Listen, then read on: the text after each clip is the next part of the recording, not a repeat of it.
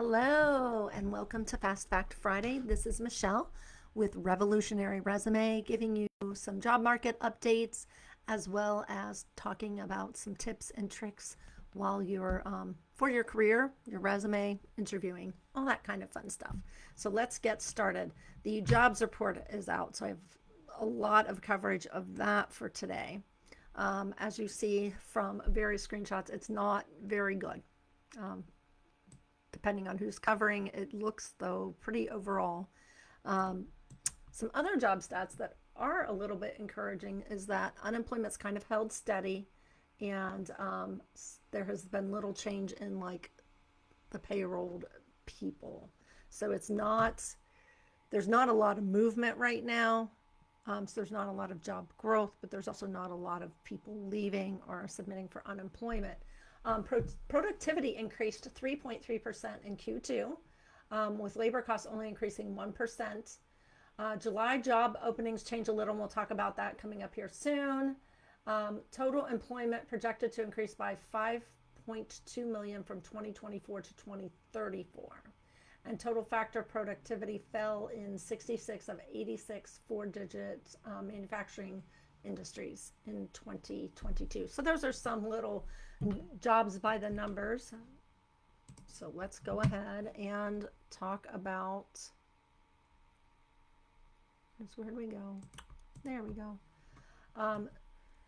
So the total jobs added in August were 22,000. And that is from the Bureau of Labor and Statistics. This is a sharp decrease from the 79,000 jobs added in July. The unemployment rate did tick up, but it was just a skosh, and it still remained at historically low levels.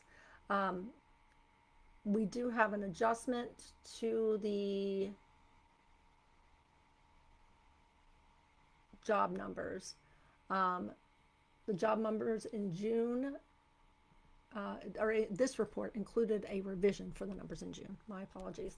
And the U.S. labor market had lost 13,000 jobs that month, much lower than previous estimate of 14,000 jobs added. So we're actually in a negative $27,000 or 27,000 job adjustment. It's kind of bad that we were in a negative growth cycle for July. So it is good to see that ticking up for August. Hopefully there won't be further revisions to the August numbers. Neat. So people that are not in education or careers or trades or anything like that, or running their own business, those numbers are actually falling, and they've been there. This is from a Canadian study of their people. It's actually fallen below the pre-pandemic levels. I'm not entirely sure what folks will be doing who aren't in education or aren't working or aren't launching a business, but there you have it. So there is some hope. Gen Z is getting employed. It's like very difficult right now, and it's very difficult for entry-level jobs. We're still seeing all those articles about AI taking your job. If your job is very rote and rudimentary and can be, taught to machine learning, it's going to go. My biggest concern is watching those manufacturing, those blue collar jobs fall off. So that is super concerning.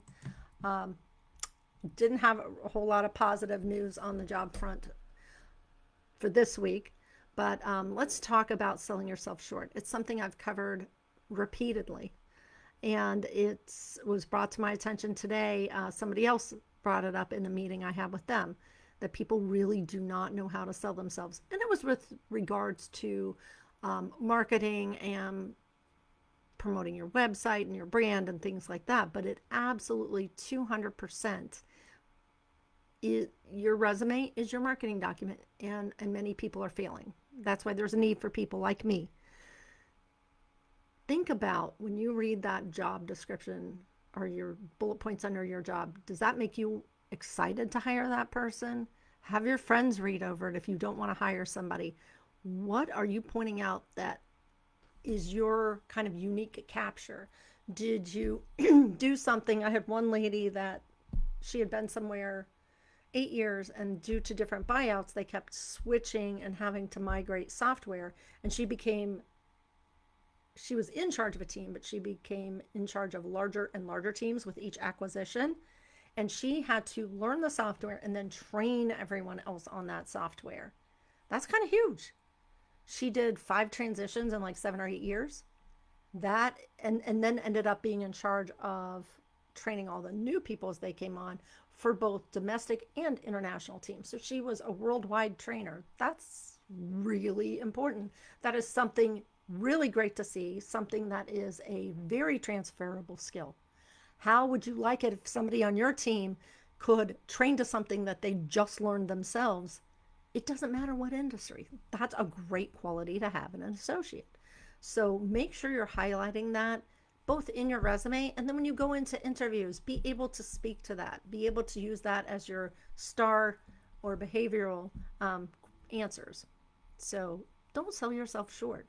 This is your chance. Your document is your marketing chance to get that phone interview. Your in-person interview is that chance to get that role. And in a tough market, you want to make sure that you've got all your I's dotted and T's crossed so that you're putting your best foot forward so that you are the candidate of choice. I'll trust that you'll take care of each other till I see you next Friday. As always, like, follow, send some stars, and I appreciate you all for who you are. Take care.